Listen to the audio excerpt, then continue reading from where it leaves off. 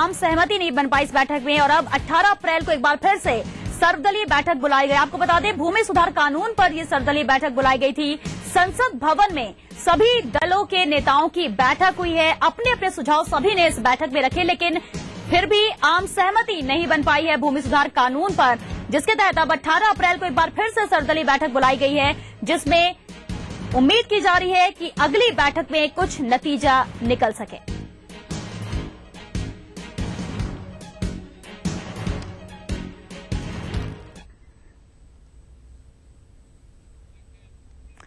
बढ़ते आगे, कोलकाता में merchants chamber of commerce and industries को संबोधित करते हुए नरेंद्र मोदी ने केंद्र सरकार पर राज्यों के साथ भेदभाव का आरोप लगाया है। इसके साथ ही नरेंद्र मोदी ने यह आरोप भी लगाया कि केंद्र सरकार देश के संघीय ढांचे को लगातार कमजोर कर रही है। किसी भी देशवासी को चिंता होना बहुत स्वाभाविक है, बहुत स्वाभाविक है। और दूसरी तरफ राजनीतिक लाभों के लिए जो निर्णय करने हैं उसमें देरी नहीं लग रही है। किस प्रकार से भारत के संघीय ढांचे को, फेडरल स्ट्रक्चर को नकार दिया जा रहा है, किस प्रकार से राज्यों के साथ भेदभाव हो रहा है। अगर आप यूपीए रूल स्टेट है तो आपको एक ट्रीटमेंट, अगर आप नॉन यूपीए स्टेट हैं तो आपको दूसरा ट्रीटमेंट, और आपको अगर बारीकी से देखोगे तो हर पल अन्याय नजर आएगा। इसके साथ ही नरेंद्र मोदी ने केंद्र सरकार पर निष्क्रियता के आरोप भी लगाए हैं। उन्होंने कहा कि देश भर में धीरे धीरे निराशा का माहौल छा गया है। जब वाजपेयी जी की सरकार थी तो एक विश्वास पैदा हुआ था, यार कुछ होना है, अब तो कुछ होगा, और एक माहौल पनपा था। मित्रों, अचानक 21वीं सदी का ये पहले दशक का ही उत्तरार्ध हमारी आंखों के सामने देख रहे हैं कि केंद्र को धीरे धीरे धीरे धीरे गिरता चला जा रहा है, जैसे बर्फ का गोला पड़ा हो और धीरे से पिघल कर वो आंखों के सामने वो दिखता है, खत्म हो रहा है। पूरे देश का चित्र ऐसा बन गया है, और उसके कारण उधर नरेंद्र मोदी के लगातार हमले के जवाब में खुद प्रधानमंत्री आगे आए हैं। पीएमओ की ओर से जारी प्रेस रिलीज में कहा गया कि सरकार किसी भी राज्य के साथ भेदभाव नहीं कर रही है और एक तय फॉर्मूले पर सभी राज्यों को मदद दी जा रही है।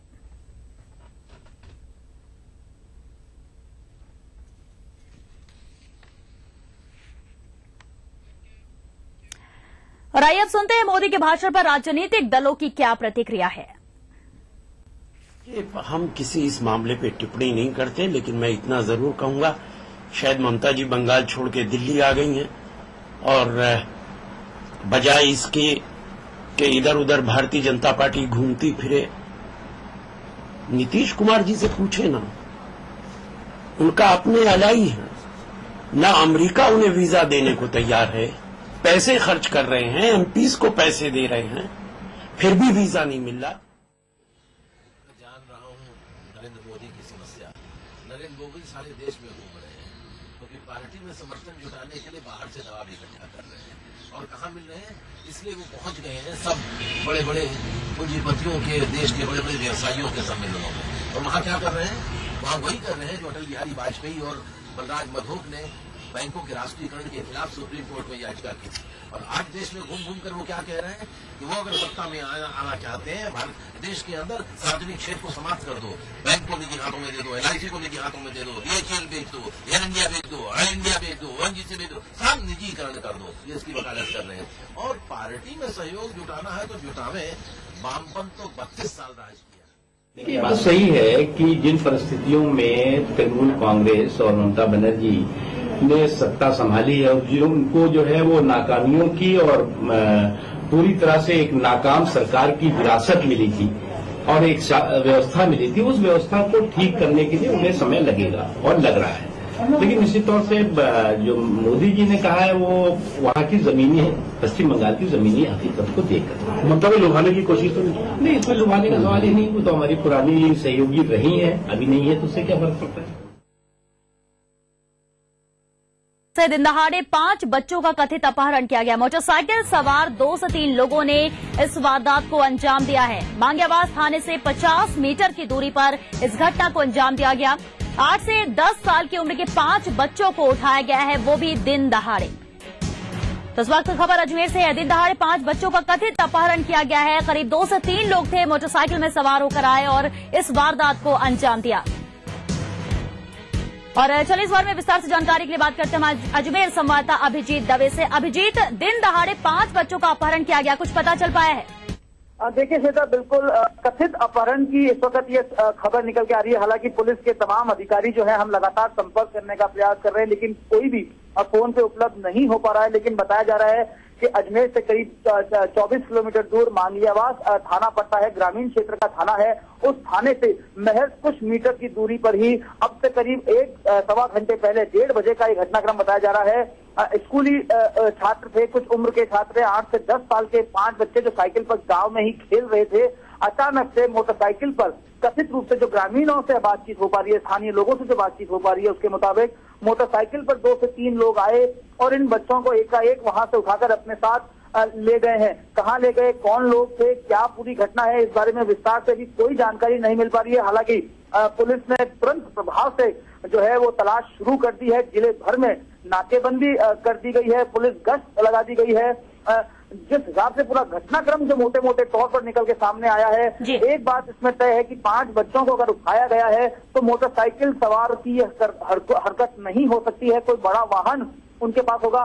क्या पूरा घटनाक्रम है, इस बारे में विस्तार से जानकारी नहीं मिल पा रही है। लेकिन ये सनसनीखेज घटना हुई है अजमेर के ग्रामीण क्षेत्र में, जिसको लेकर पुलिस मुस्तैदी से पूरे जिले में नाकेबंदी कर गश्त पार्टी लगाकर तलाश की जा रही है। श्वेता जी, अभिजीत शुक्रिया आपका इस तमाम जानकारी के लिए। तो आपको बता दें 5 बच्चों का दिन दहाड़े कथित अपहरण किया गया है। करीब 2 से 3 लोग बाइक सवार आए और उन्होंने इस अपहरण को अंजाम दिया है। हालांकि पुलिस जांच में जुटी है कि आखिर कहां तरफ गए हैं। नाकेबंदी की गई है ताकि इनको पकड़ा जा सके।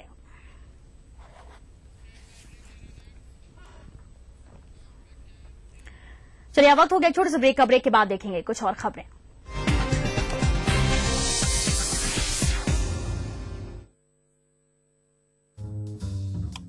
जो है मुंबई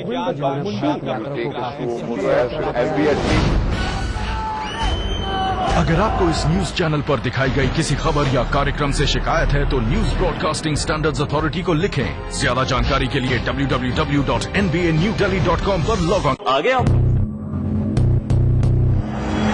अच्छा चलिए मैं आपको एक हिंट देता हूँ। Most entertaining dancer. तू गाँव में उसको ढूंढ रहा हूँ जो तेरे को यहाँ लेके आया था। The only Grammy winner from our country। और सोच रहे हो यार मस्ती और एंटरटेनमेंट का big dose.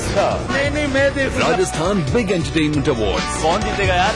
And the award goes to 13 अप्रैल शनिवार रात 9 से 11 सिर्फ ETV राजस्थान पर। Brought to you by Zafri Pan Masala, powered by Unique Builders in association with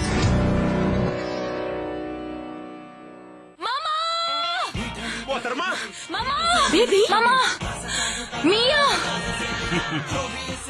ये तो सही। मामा मिया। मीठे से भी मीठा मामा मिया। हमारे कुशल इंजीनियर सैकड़ों दक्ष श्रमिकों आधुनिक तकनीक के साथ 60 शहरों में जुटे हैं। आपको और आपको आप सबको मिले सभी सुविधाओं से संपन्न आपका अपना एक घर। राजस्थान आवासन मंडल, हमारा है एक ही सपना, सबका हो घर। जीतिए एक फ्लैट और करोड़ों के इनाम। खरीदिए वेक्टर्स ग्रुप के गंगा, वाटरवेल, वेक्टर्स पानी की टंकियां और पाइप।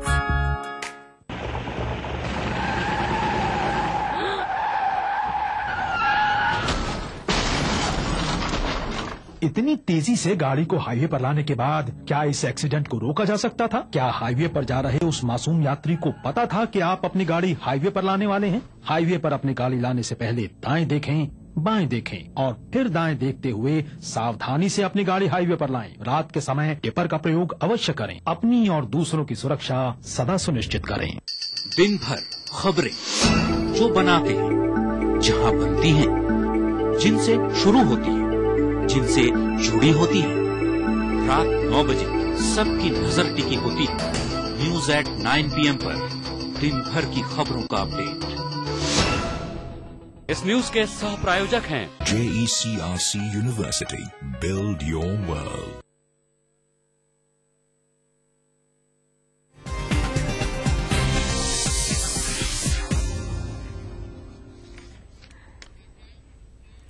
ब्रेक के बाद आपका स्वागत है। खबर जयपुर से। राजस्थान में तेल के विपुल भंडार मिले हैं। बाड़मेर में केन इंडिया को एक और बड़ी कामयाबी मिली है। केन इंडिया ने तेल कुएं की खोज की है। RJON 90/1 ब्लॉक में ये खोज की गई है। आपको बता दें RJON 90/1 ब्लॉक में ये 26वीं खोज है जो केन इंडिया द्वारा की गई है। केन इंडिया बोर्ड सदस्य पी लांगो ने इस बात की सूचना दी है। तो बाड़मेर में केन इंडिया को एक और बड़ी कामयाबी मिली है। केन इंडिया ने नए तेल कुएं की खोज की है और ये खोज 26वीं खोज है जो कि RJON 90/1 में हुई है। केन इंडिया बोर्ड सदस्य पी इलांगो ने ये सूचना दी।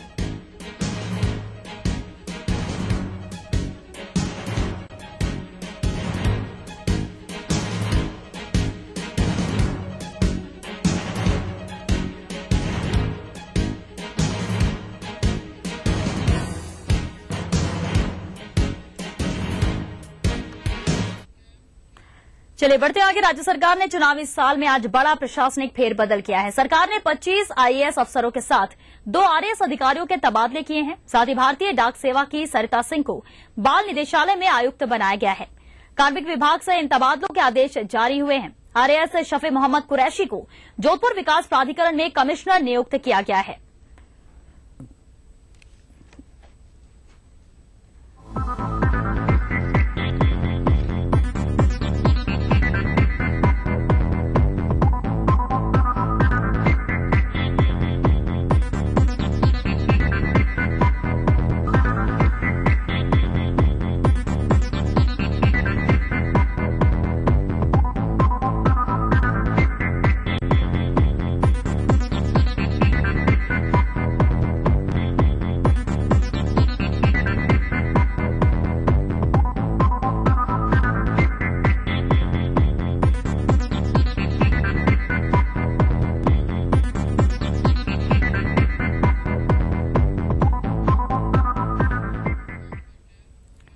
कांग्रेस संदेश यात्रा का दूसरा चरण आज श्रीगंगानगर और हनुमानगढ़ जिलों से शुरू हुआ। दूसरे चरण में मुख्यमंत्री अशोक गहलोत, प्रभारी सचिव वरुण यादव और PCC चीफ डॉक्टर चंद्रभान समेत स्थानीय नेता साथ थे।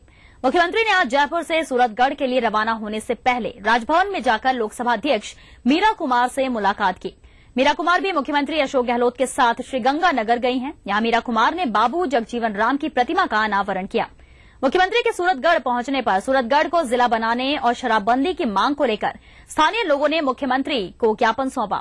11 अप्रैल तक यात्रा दोनों जिलों के 100 से भी ज्यादा गांव में जाएगी। सूरतगढ़ से शुरू होने वाली यात्रा के दौरान आज करणपुर और श्रीगंगानगर में जनसभाएं होंगी। 10 अप्रैल को कांग्रेस संदेश यात्रा सादुलशहर, संगरिया और हनुमानगढ़ यात्रा पहुंचेगी। 11 अप्रैल को रावतसर, नोहर और भादरा में जनसभाएं होंगी।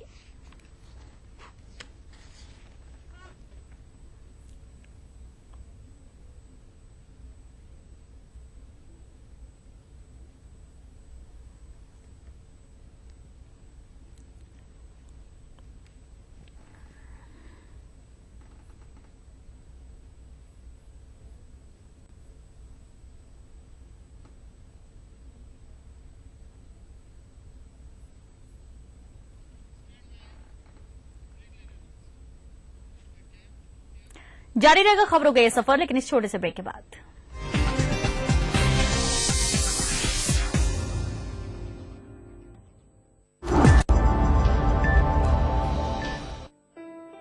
आज जब मैं 25 साल पीछे मुड़ के देखता हूं तो याद आते हैं वो छात्र जो आंखों में सपने लिए मुझसे सवाल करते थे कि सर क्या मैं कामयाब हो जाऊंगा। आकाश में पढ़ने से जब ये छात्र सफल होते हैं तो उनके चेहरों पर जो खुशी और विश्वास देखता हूं तो सोचता हूं कि जिंदगी में कुछ तो अच्छा काम किया।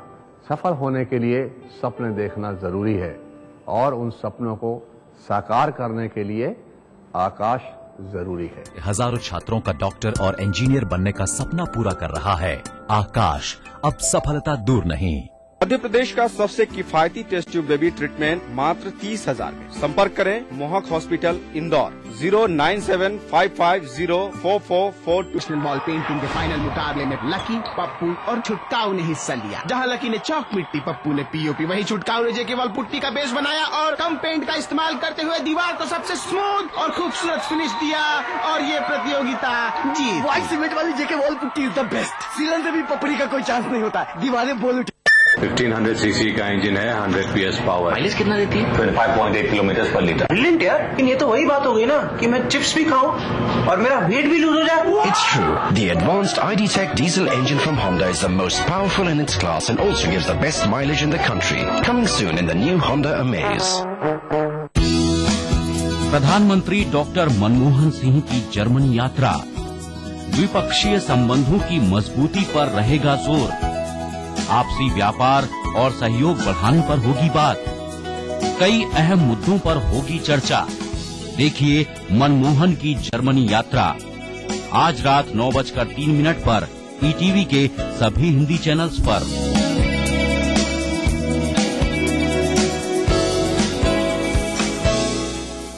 भारत इतिहास के पन्नों पर शाही संस्कृति के धरोहर राजस्थान आज भी जगमगाता है रजवाड़ों की गरिमा से, जननेताओं की राजनीति से, हर एक बात की चहल पहल से और रहता है हमेशा अपने ही रंग में, अपने ही ढंग में। म्हारो राजस्थान देखिए इस समय पर। इस न्यूज के सह प्रायोजक हैं जागो पार्टी का मिशन 2013 आरक्षण का अंत। मिराज शुद्ध ऑयल सोप। कुबेर मसाला, स्वादिष्ट जीवन चाहे हर मन।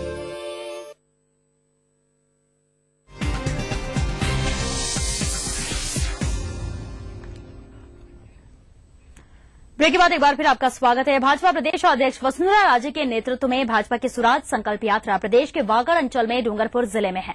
भाजपा की स्वराज संकल्प यात्रा आज और कल जिले की 52 पंचायतों से गुजरेगी। इस दौरान वसुंधरा राजे जिले की 4 विधानसभा क्षेत्रों में 6 आम सभाओं को संबोधित करेंगे। यात्रा को लेकर जिले के भाजपा कार्यकर्ताओं में उत्साह का माहौल है। यात्रा के तहत आज आसपुर विधानसभा क्षेत्र के पूंजपुर और डूंगरपुर विधानसभा के डूंगरपुर में वसुंधरा राजे आम सभा को संबोधित करेंगे। ईटीवी पर इन सभाओं का सीधा प्रसारण किया जाएगा। वहीं कल 10 अप्रैल को डूंगरपुर विधानसभा क्षेत्र के रामसागड़ा, 84 विधानसभा क्षेत्र के सीमलवाड़ा और चीखली में राजे आम सभाओं को संबोधित करेंगे। इसके बाद सागवाड़ा विधानसभा क्षेत्र के सागवाड़ा नगर में आम सभा होगी।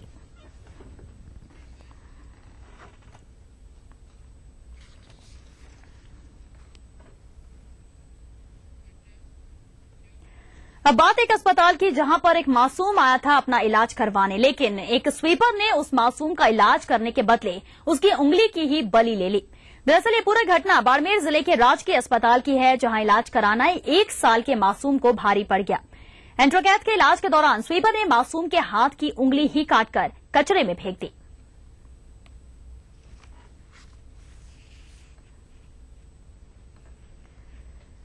वहीं ईटीवी पर खबर प्रसारित होने के बाद प्रशासन भी हरकत में आया है। जिला कलेक्टर ने मामले की गंभीरता को देखते हुए अतिरिक्त जिला कलेक्टर अरुण पुरोहित को जांच सौंप दी है और 3 दिन के अंदर रिपोर्ट देने के निर्देश दिए हैं।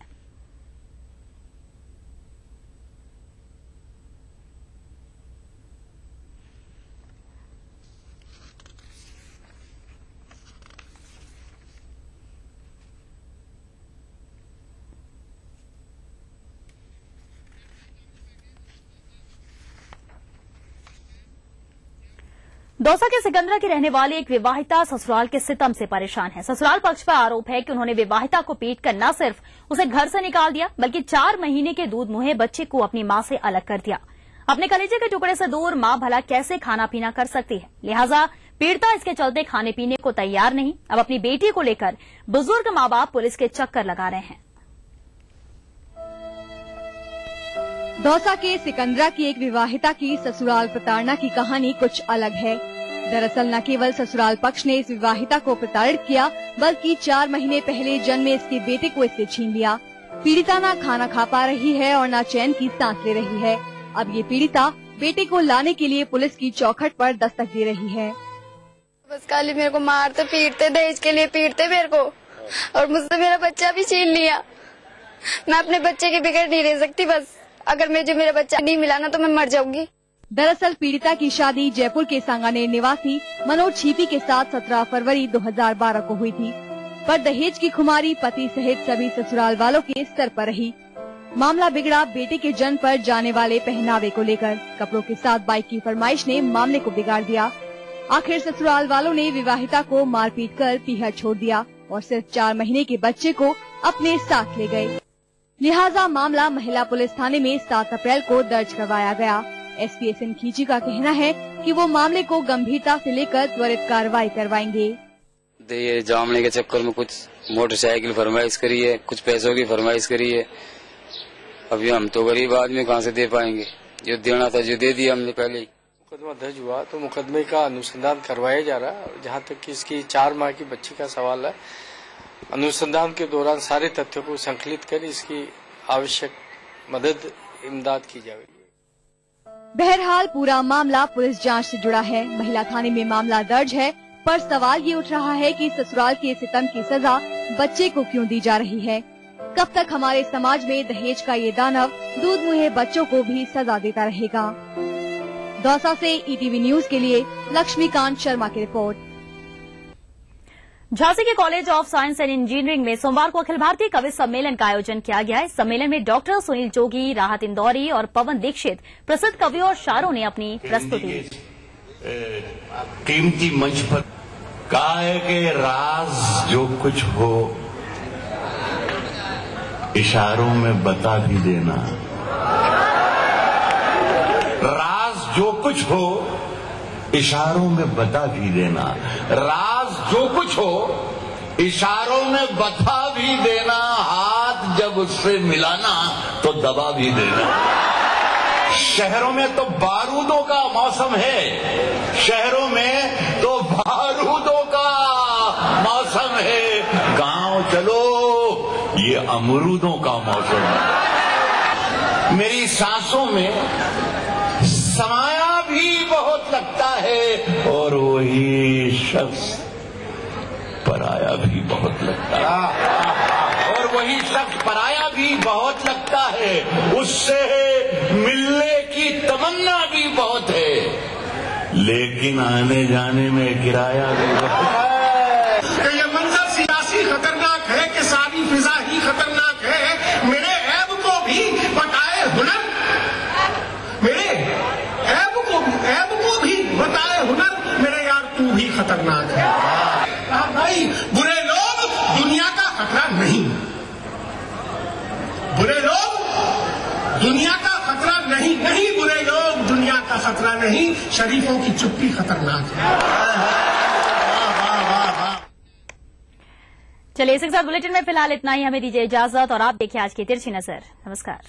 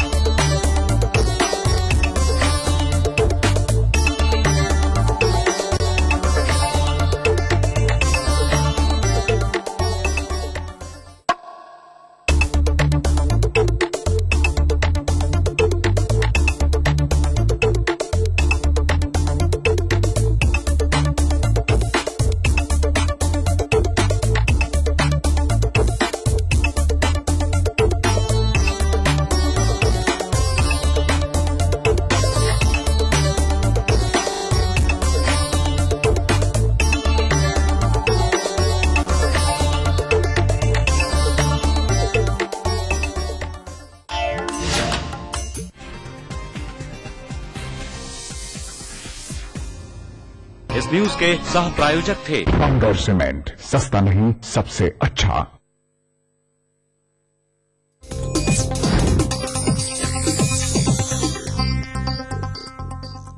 इस कार्यक्रम के सह प्रायोजक हैं बंगर सीमेंट, सस्ता नहीं सबसे।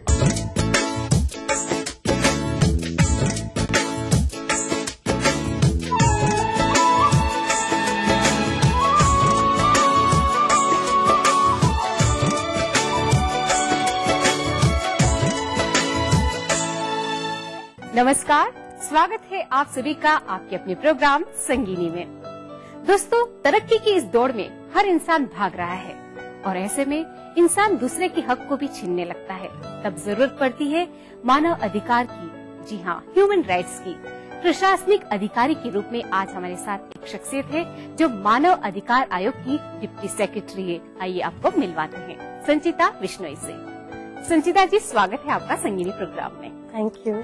आप राजस्थान प्रशासनिक सेवा की सीनियर ऑफिसर हैं, तो सबसे पहले जानना चाहेंगे फैमिली बैकग्राउंड के बारे में। मेरी जो फैमिली बैकग्राउंड है, एक्चुअली मैं यूपी को बिलोंग करती हूँ और मेरे फादर वहाँ पे चीफ इंजीनियर्स की रैंक से रिटायर हुए और मेरी पूरी स्कूल एजुकेशन यूपी की है। इनफैक्ट यूपी में जो आज उत्तराखंड जिसे हम मानते हैं वहाँ की है। और उसके बाद मैं यहाँ आई, राजस्थान आई, कॉलेज एजुकेशन, यूनिवर्सिटी एजुकेशन मेरी राजस्थान की है और फिर मैं आरएएस में क्वालिफाई किया और नाउ आई एम हियर। आखिर आपके अंदर आरएएस बनने का विचार कब से आया? मैं समझती हूँ बचपन से, क्योंकि मेरे पेरेंट्स जैसा मुझे बताते हैं कि मैं बचपन से ही कहा करती थी कि मैं कलेक्टर बनूंगी। उस समय मैं डिस्टिंग्विश नहीं करती थी कि कलेक्टर आईएएस बनते हैं, आरएएस बनते हैं, या इतना मुझे नहीं पता था कि मैं यूपी से राजस्थान आ जाऊंगी। लेकिन ऐसा मुझे लगता है कि बचपन से मेरे अंदर ये चीज थी कि मुझे प्रशासनिक सेवाओं में जाना है।